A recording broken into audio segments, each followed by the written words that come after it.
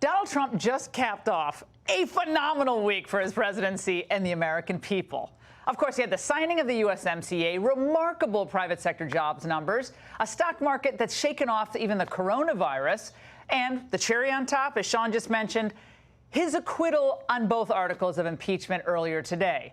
Now, it's largely because of these continued successes that President Trump has exposed the frauds on the left. They just can't take it anymore. And one in particular on the right. Well, let's start with Nancy Pelosi. Last night, she showed the world who she really is.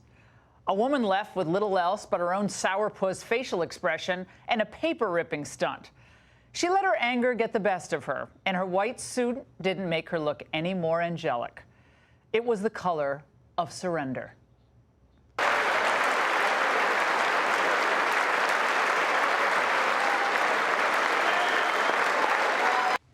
Now, she wasn't the only person acting out.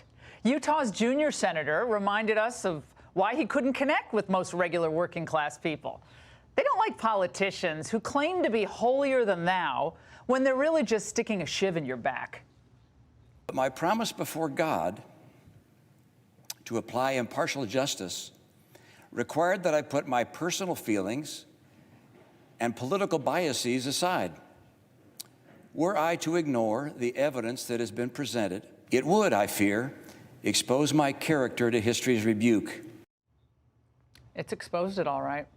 He's the ultimate selfish, preening, self-centered politician. Well, he has good hair and a sort of okay singing voice. America, America, God shed his grace on thee. It's a shock that didn't work. Well, he should try out for the Masked Singer maybe when he loses re-election. Well, he wanted desperately to be Trump's Secretary of State, and then he cast this futile, pointless vote to convict him in order to show that he's a man of principle, unlike all these other Republicans. It's called payback. But if he were up for re-election this year, the people of Utah would have their own payback against him. Because they were defrauded by Romney. For when he had to choose, he chose Schumer and Kamala over common sense and conservatism. If you're one of Romney's constituents in Utah, you're out of luck. If you're a businessman in need of a regulation re-examined, don't bother calling his office. He has no power anymore. If he even attends the Republican convention at all, he's going to get booed. Many of his colleagues will freeze him out. Few will trust him again. And could you blame him? And let's not forget what the Democrats and media said about him in 2012. It was insulting binders full of women. Mitt kenneled his Irish setter and strapped it to the roof of his car during a road trip. Have you strapped your dog to your car, Jim? That's what Mitt Romney has in common with the KKK. Latest on Mitt Romney's plans to expand one of his homes by adding a car elevator.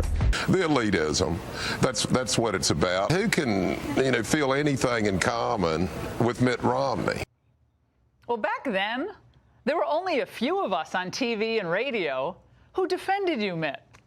And we did this because we thought you'd be better for America. And the way you repay millions of people, the millions who did vote for you in 2012, is to throw in with the very people who don't share our goals, who hate us, and by the way, who still hate you.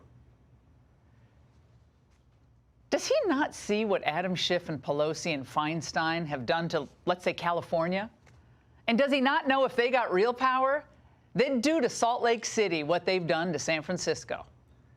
Will he have the courage to have a real town hall to defend this vote? He couldn't even get simple facts right while debating Obama.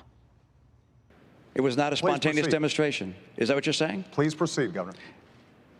I want to make sure we get that for the record, because it took the president 14 days before he called the attack in Benghazi an act of terror. Get the transcript. He did, in fact, sir. So let me call it an act of terror. Can you say that a little louder, Candy? He did call it an act of terror. Yeah, well, Romney couldn't even have a comeback to Candy Crowley's coordinated response with Obama. That told you all you needed to know. All of this is a good reminder. Not trying to pile on him for the sake of piling on him, but we have to learn from all of this entire impeachment debacle. What a disaster the GOP establishment was for America. Think about it. Mitt Romney is the establishment. They were wrong on China. They were wrong on Iraq. They were wrong on immigration, wrong on the housing bubble, wrong on the bailouts, wrong on things like Harriet Miers and David Souter. For the GOP establishment, it was always about what was good for them personally or their conscience or Wall Street, not what was good for the average American. For a few brief shining moments in 2008 and 2012, some of us thought that Romney had a solid core. Boy, did he fool us. He was a Massachusetts liberal in 1994 when he ran against Ted Kennedy for the Senate. Then he moved a bit to the right when he ran for governor. Then he claimed he was a full-blown conservative when he first ran for president in 2008. And now, like all the other bitter never-Trumpers, he'd rather see the entire American economy go down the drain than give Trump a victory.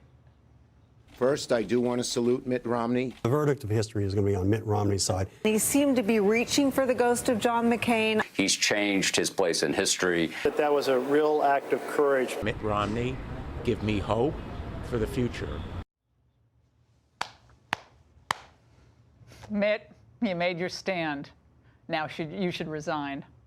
You committed a fraud on the people of Utah, on the Republican Party, on the Constitution, and have thoroughly embarrassed yourself.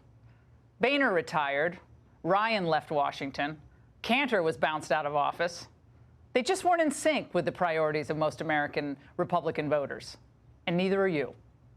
Utah does not need someone who doesn't get his phone calls returned. They need an actual functioning senator, and Mike Lee can't do everything.